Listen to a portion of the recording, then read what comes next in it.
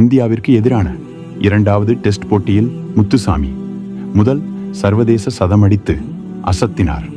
ஏற்கனவே 2019ஆம் ஆண்டு இந்திய சுற்றுப்பயணத்தில் சேனுரான் முத்துசாமி டெஸ்ட் போட்டியில் விளையாடினார். இந்த நிலையில் கடந்த மாதம் பாகிஸ்தானுக்கு எதிராக நடைபெற்ற 2வது டெஸ்ட் போட்டியில் சேனுரான் முத்துசாமி 89 ரன்கள் அடித்தார். மேலும் பந்துவீச்சில் அந்த தொடரில் மொத்தமாக 11 விக்கெட்டுகளை அவர் வீழ்த்தி அசத்தினார் முத்துசாமி. யார் இந்த சேனுரன் முத்துசாமி?